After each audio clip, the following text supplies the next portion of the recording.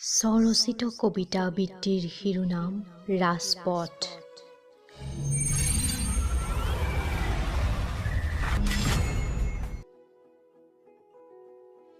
ৰাজপথত ঘূৰি ফুৰি ভাল পাওঁ মই, লং ড্ৰাইভ ভাল পাওঁ মই, আৰু গুৱাহাটীৰ মহানগৰীৰ ৰাজপথ বাহ কি যে ব্যস্ত।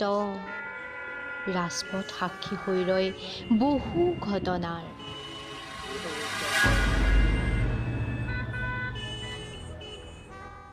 যি হয়তো কল্পনাৰ অগোচৰ।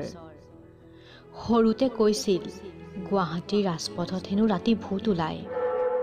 ডাঙৰ হৈ বুজিছোঁ সেয়া কি ভূত, সেয়া আন একো নহয়, মানৱৰূপী দানৱ, যি নাৰীৰ শৰীৰটোৰ পিছত লালায়িত। কম্পিতময় ৰাতিৰ ৰাজপথত যিদিনা দেখিছিলোঁ কোনো মাংসলোভী দানৱে জঁপিয়াই পৰিছিল সেই নাৰীৰ ওপৰত। আহ কি আৰ্তনাদ আছিল তাইৰ, কাৰোবাৰ যি আছিল তাই, নতুবা কাৰোবাৰ ভগ্নী। কি আস্ফালন কৰিছিল তাই, কিন্তু কোনেও নুশুনিলে।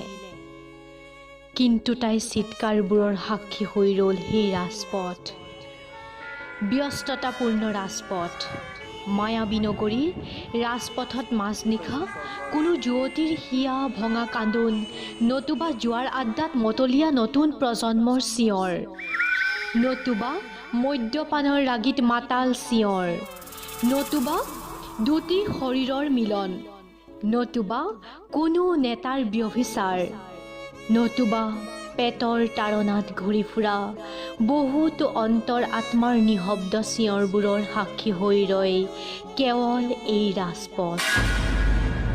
শিলেৰে তৈয়াৰ হোৱা ঐ ৰাজপথ, তই যে সঁচাই অন্তৰহীন, কাৰণ তোৰ প্ৰাণ নাই। ভালেই হ'ল তোৰ প্ৰাণ নাই, নহ'লে জানো ব্যভিচাৰ দালাল ৰূপী মানৱৰ মানুহৰ পৰা পশুলৈ ৰূপান্তৰিত হোৱা এইবোৰ চাব পাৰিলি হয়। ভালেই হ'ল বুজিছ যে তোৰ প্ৰাণ নাই, কাৰণ তোৰ ওপৰত চলে আৰ্তনাদ। সপোনবোৰ বহুতেই তোৰ বুকুত বিলীন কৰে, যেনেকৈ চিগাৰেটৰ ধোঁৱা এৰি দিয়ে, তেনেকৈ তোৰ ওপৰত এৰি যায় সমাজৰ জীয়া বাস্তৱৰ ছবিবোৰ।